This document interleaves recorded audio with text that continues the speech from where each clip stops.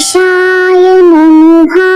नमस्कार दोस्तों, एक समय कैलाश पर्वत पर माता पार्वती तथा गणेश भगवान विराजमान थे। तभी वहाँ 12 मास की गणेश चतुर्थी का प्रसंग चल पड़ा।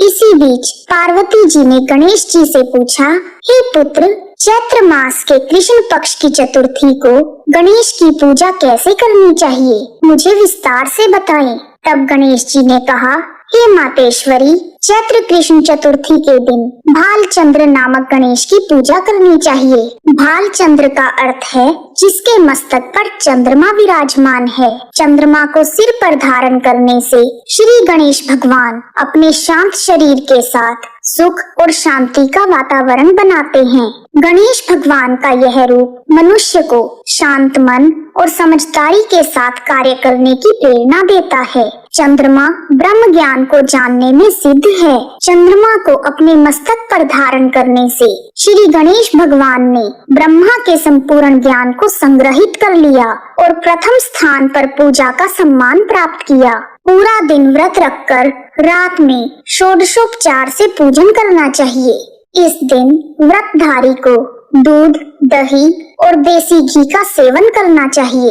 यह व्रत सभी संकटों का नाश करता है। चैत्र संकष्टी के दिन शुद्ध घी के साथ बिजोरे और नींबू का हवन करने से निसंतान को संतान प्राप्त होती है। हे शैलपुत्री, चैत्र संकष्टी का इतिहास बहुत विचित्र है। मैं उसे आपको कह रहा हूँ। चैत्र संकष्टी की कथा को सुनने मात्र से ही मनुष्य को सभी सिद्धियां प्राप्त होती हैं। सतयुग में मकरध्वज नाम के एक धर्मात्मा राजा थे। वह अपनी प्रजा का संतान की तरह पालन करते थे। उनके राज्य में कोई निर्धन नहीं था।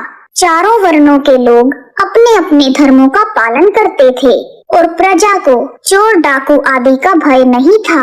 राजा मकरध्वज के राज्य में प्रजा स्वस्थ और संपन्न रहती थी। सभी लोग उदार, बुद्धिमान, दानी और धार्मिक थे। इतना सुंदर राज्य शासन होते हुए भी राजा मकरध्वज की कोई संतान नहीं थी। बहुत समय बाद महर्षि याज्ञवल्क्य की कृपा से उन्हें एक पुत्र की प्राप्ति हुई। पुत्र को पाकर राजा मकरध्वज बहुत खुश हुए और वह अपना पूरा समय राजकुमार के पालन पोषण में व्यतीत करने लगे। उन्होंने राज्य का सारा कार्यभार अपने मंत्री को सौंप दिया।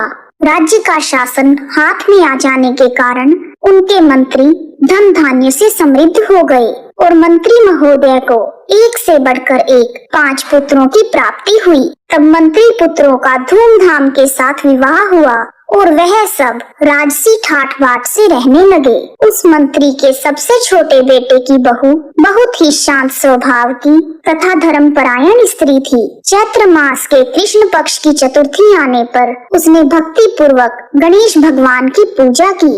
उसका पूजन और व्रत देखकर उसकी सास कहने लगी, अरे यह क्या जादू टोना कर रही हो? तुम मेरे पुत्र को अपने वश में करने का उपाय कर रही हो। यह सब छोड़ दो।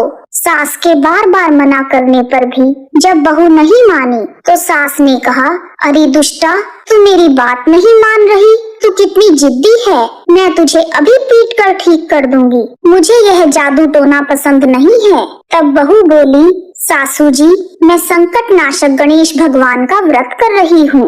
यह व्रत अत्यंत फलदायक होता है। बहू की बात सुनकर सास वहाँ से चली गई और अपने पुत्र से कहने लगी, हे पुत्र, तुम्हारी बहू जादू टोना करने पर उतारू हो गई है। मेरे कई बार मना करने पर भी वह मान नहीं रही। तुम इसे मार पीट कर ठीक कर दो।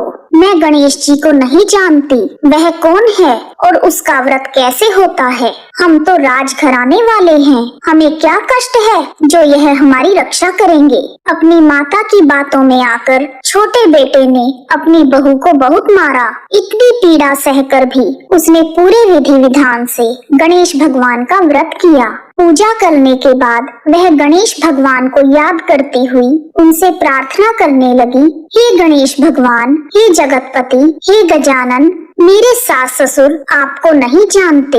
आप कुछ ऐसा कीजिए जिससे उनके मन में आपके प्रति भक्ति भाव जागृत हो जाए। तब गणेश जी ने सबके देखते ही देखते राजा मकरध्वज के पुत्र का अपहरण करके मंत्री के महल में छिपाकर रख दिया और बाद में उसके वस्त्र आभूषण आदि उतारकर राजमहल में फेंक दिए और स्वयं अंतर्ध्यान हो गए। इधर राजा मकरध्वज अपने पुत्र को ना पाकर बहुत परेशान हो गए। वह अपने पुत्र को पूरे राजमहल में ढूंढने लगे, परंतु उन्हें कोई उत्तर ना मिला। फिर उन्होंने मंत्री के महल में जाकर पूछा कि क्या मेरा राजकुमार यहाँ आ गया है।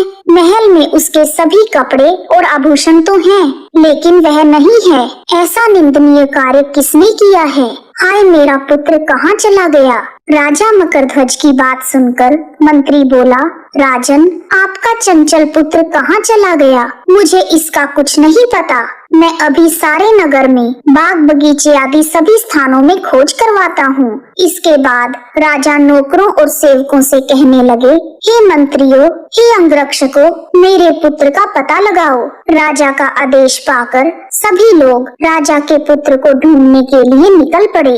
जब राजकुमार का कहीं पता न लगा तो सबने आकर राजा से डरते डरते निवेदन किया, महाराज, अपहरण करने वालों का कोई सुराग नहीं मिला और किसी ने भी राजकुमार को आते जाते नहीं देखा। उनकी बातों को सुनकर राजा ने मंत्री को बुलवाया। मंत्री के आने पर राजा ने कहा, मुझे साफ साफ बता दे कि मेरा राजकुमार कहाँ है। उसके कपड़े और आभूषण तो दिख रहे हैं, केवल वही नहीं है।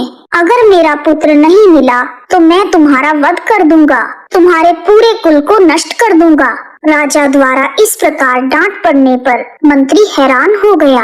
तब मंत्री ने सिर झुकाकर कहा, महाराज, मैं पता लगाता हूँ, हमारे नगर में कोई भी चोर या डाकू नहीं है। हे प्रभु, पता नहीं किसने यह नीच कार्य किया है और ना जाने राजकुमार कहाँ चले गए। तब मंत्री ने अपने महल में आकर अपनी पत्नी और अपने पुत्रों से पूछा, अपनी सभी बहुओं से भी पूछा कि यह कर्म किसने किया है। यदि राजकुमार का पता नहीं लगा तो राजा हमारे पूरे वंश का नाश कर देंगे। ससुर की बात सुनकर छोटी बहू बोली, पिताजी, आप इतनी चिंता क्यों कर रहे हैं? आप पर गणेश जी का कोप हुआ है, इसलिए आप गणेश भगवान की आराधना कीजिए। राजा से लेकर नगर के सभी स्त्री पुरुष संकट नाशक गणेश चतुर्थी का व्रत करें तो गणेश भगवान की कृपा से राजकुमार मिल जाएंगे। मुझे गणेश भगवान पर पूरा विश्वास है। छोटी बहू की बात सुनकर ससुर ने हाथ जोड़कर कहा, हे बहू, तुम धन्य हो, तुम मेरा और मेरे कुल का उद्धार करोगी। गणेश जी की पूजा कैसे की जाती है? हे सुलक्षणी, कृपा करके हमें विस्तार से बताओ। मैं मंद बुद्धि होने के कारण व्रत के महात्म्य को नहीं जानता। हे कल्याणी, हम लोगों से जो भी अपराध हुआ हो उसे क्षमा कर दो और राजकुमार का पता लगाओ। तब राजा सहित सभी प्रजाजनों ने गणेश भगवान को प्रसन्न करने के लिए संकट नाशक गणेश चतुर्थी का व्रत किया, जिससे गणेश भगवान प्रसन्न हो गए। सब लोगों के देखते ही देखते गणेश भगवान ने राजकुमार को वहाँ पर प्रकट कर दिया। राजकुमार को देखकर सभी नगरवासी हैरान हो गए और खुश भी हुए। राजा की खुशी की तो सीमा नहीं रही। आखिर उनका इकलौता पुत्र जो मिल गया था। तब राजा ने खुशी के मारे जोर जोर से गणेश भगवान की जय जयकार की और कहा, गणेश भगवान धन्य हैं और साथ ही मंत्री की कल्याणी बहू भी धन्य है, जिसकी कृपा से मेरा पुत्र यमराज के पास से लौट आया है। उसके बाद सभी लोग इस संतानदायक व्रत को विधि पूर्वक करने लगे। बोलो गणेश भगवान की जय। तब गणेश जी बोले, हे माता, चैत्र संकष्टी चतुर्थी के व्रत से बढ़कर कोई अन्य व्रत नहीं है। इसी कथा को श्री कृष्ण भगवान ने एक बार युधिष्ठिर को भी सुनाया था और चैत्र कृष्ण चतुर्थी का व्रत करके युधिष्ठिर ने अपने खोए हुए राज्य को फिर से प्राप्त किया। इस प्रकार चैत्र कृष्ण पक्ष की संकष्टी चतुर्थी की कथा पूर्ण हुई। ओम गणेशाय नमः। यदि आपको वीडियो पसंद आया है तो कमेंट बॉक्स में जय श्री गणेश भगवान लिखना ना भूलें। आप सभी का हार्दिक धन्यवाद। जय गणेश भगवान।